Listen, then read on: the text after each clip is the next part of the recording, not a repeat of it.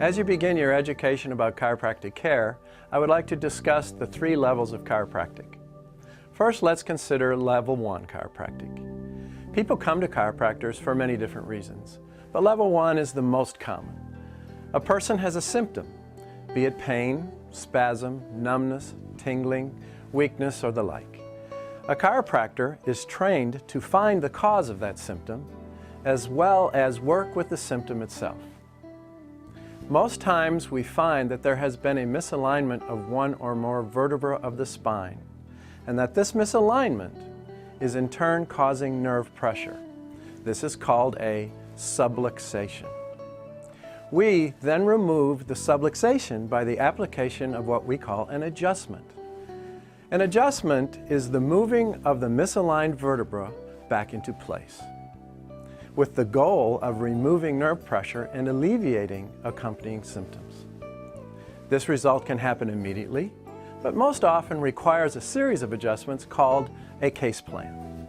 The goal of this case plan is to realign the vertebra often enough and for a long enough period of time so that the vertebra stays in place on its own, and the pain or symptoms it caused are now alleviated. Maintenance care may also be required after this time to ensure continued health and well-being. I would like to now discuss Level 2 chiropractic. As you may recall, Level 1 chiropractic had to do with the direct relationship between symptoms one might have and the misalignment in the spine called a subluxation. The removal of the subluxation through application of an adjustment can release nerve pressure and allow the accompanying pain or symptoms to gradually disappear. Level 2 chiropractic has to do with the same misaligned spinal vertebra, which causes nerve pressure and individual symptoms, but can also cause organs or systems controlled by the nerve to dysfunction.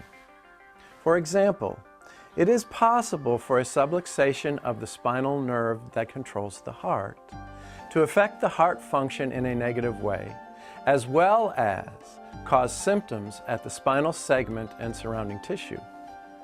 So not only can chiropractic be useful in resolving obvious symptoms, but it can also improve the function of the organ or the systems that are controlled by that nerve. So removing nerve pressure can be essential for one's overall health and well-being, as well as the removal of specific symptoms. Now, after a chiropractic adjustment, people often report a feeling of mild euphoria, increased energy, and sensitivity, resulting in an overall feeling of well-being and balance. Level 3 chiropractic addresses these very issues. So for some, chiropractic becomes a way of life. This lifestyle results from the discovery that there is a life force or life intelligence that flows through us that allows us to be alive. This force flows through every cell, every organ, every molecule of our bodies.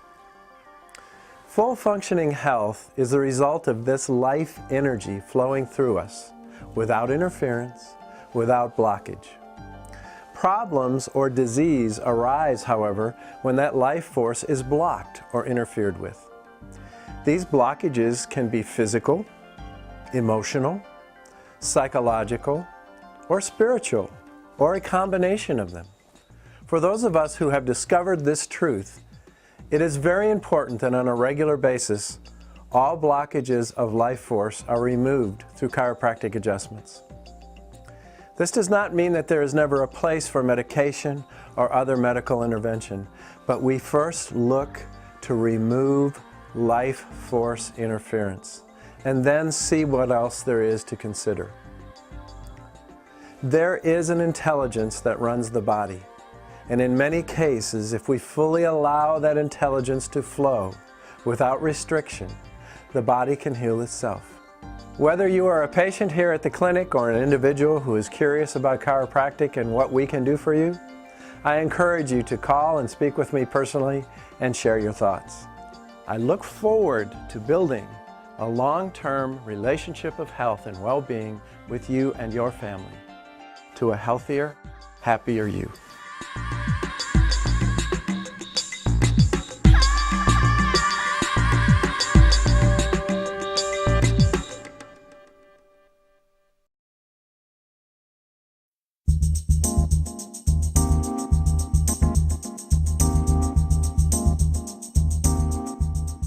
The purpose of this segment is to show you strengthening and stretching exercises for the neck and cervical region. There are 10 ranges of motion in the cervical region. We have flexion, extension, right rotation, left rotation, right lateral flexion, left lateral flexion, and then what we call oblique or in-between angles, which would be flexion to the right, flexion to the left, extension to the right, and extension to the left. Your stretching exercises of the neck are just that, doing all the ranges of motion to their natural end plate 2 or 3 times. So a normal stretching program of your neck will look like this. Flexion to the neutral position, extension to the neutral position, right rotation, left rotation, right lateral flexion, left lateral flexion, right oblique flexion, left oblique flexion, right oblique extension, left oblique extension. This would be a normal stretching program for your neck. Now, when we want to strengthen the muscles of the neck, we're going to do all those same ranges of motion against pressure. So what that means is we're going to work the muscles while they're doing these ranges of motion. So this is what this would look like.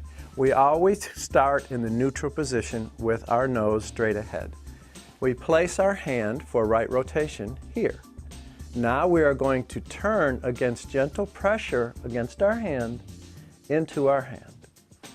Back to the middle, and we do this 3 times.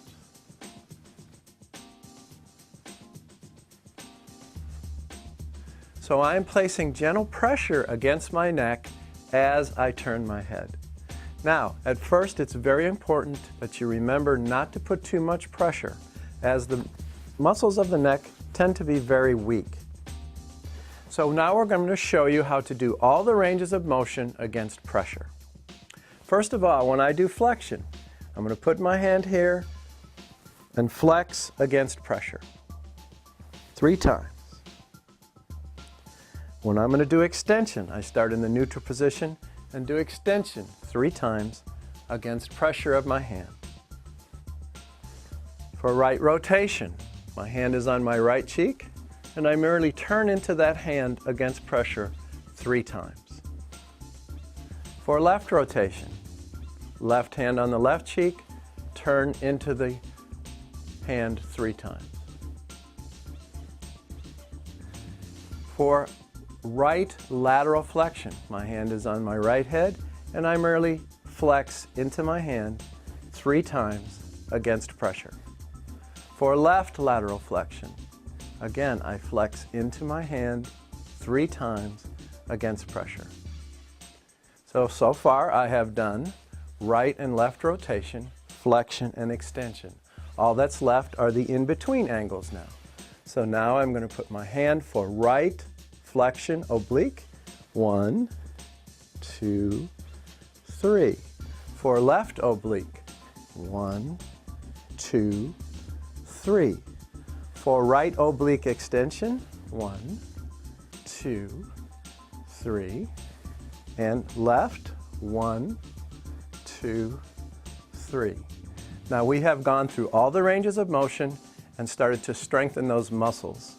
As days go by and weeks go by and you do this 3 times a day, 4 times a day, whenever you think of it, you can start adding more and more pressure as you turn in these ranges of motion. I know this seems quick, but if you want to review these, merely go back to the beginning and review all the ranges of motion. Thank you. To a healthier, happier you.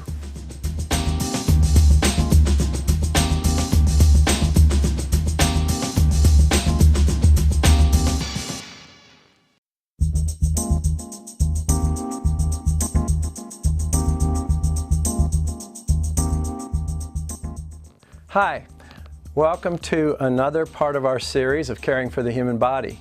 Today we're going to be dealing with the foundation of the spine, which is the low back, hips, and pelvis region. Some of the strongest muscles of the body are housed in this region, and it is so important that this area be kept flexible and toned. I can't emphasize enough the importance of this. So what we're going to be doing is numerous exercises that help stretch and tone that region. It is important that whatever stretches we do today, that we do gently and easily, and you do them according to where your body is today.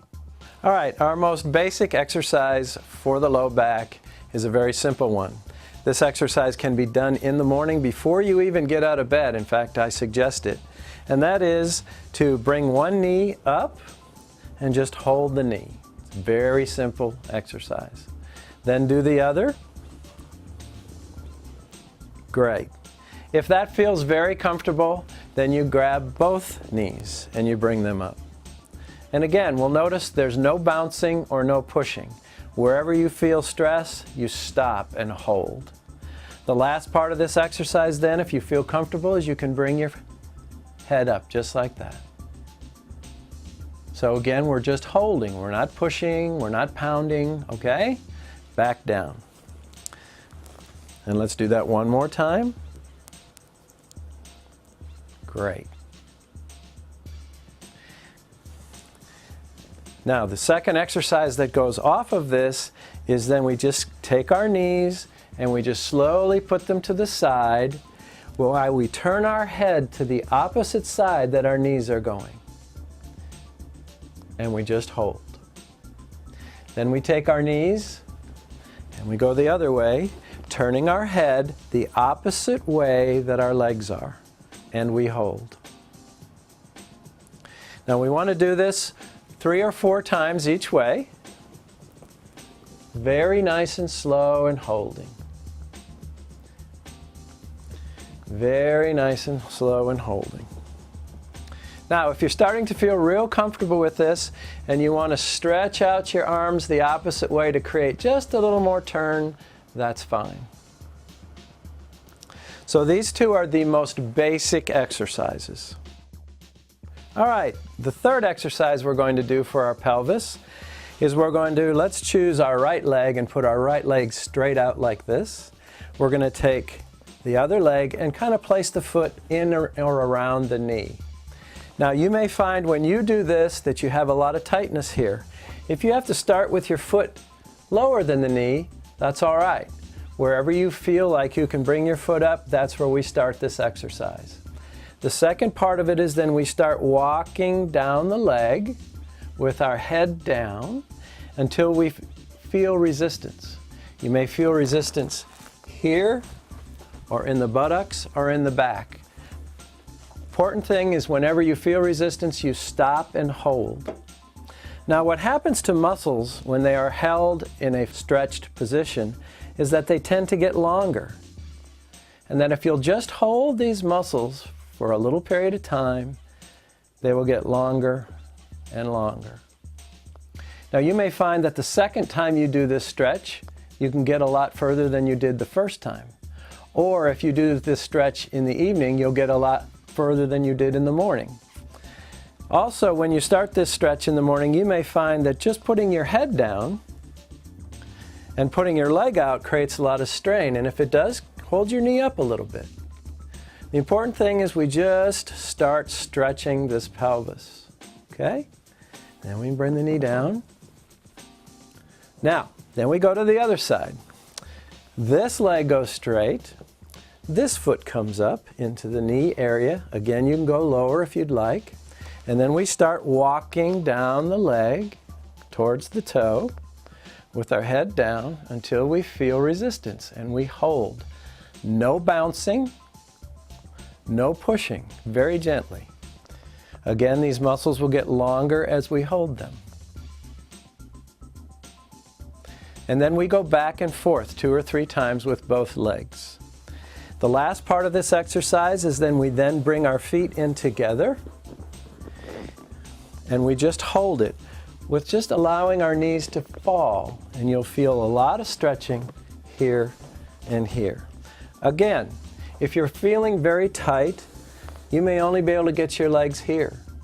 The important thing is that we just stretch, and then as the muscles feel better, we pull it in a little bit, and we pull it in a little bit, and then in the end, you can actually take your elbows and just kind of push your legs down a little bit. And you'll really feel that in the pelvis stretching.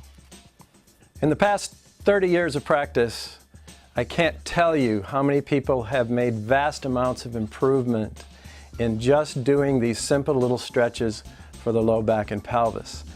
Many people ask how and when they should do them. My opinion is I would much rather have you do these stretches 8 to 10 times a day for 2 minutes than thinking that you have to take and have 15 minutes or 20 minutes that you have to set aside during your day. And so when you're watching TV, when you're in your bedroom going to take a rest, just do your stretches. It only takes about 2 minutes to do these stretches. Almost anyone can benefit from these stretches, so please feel free to share them with anyone you would like. Thank you very much. To a healthier, happier you.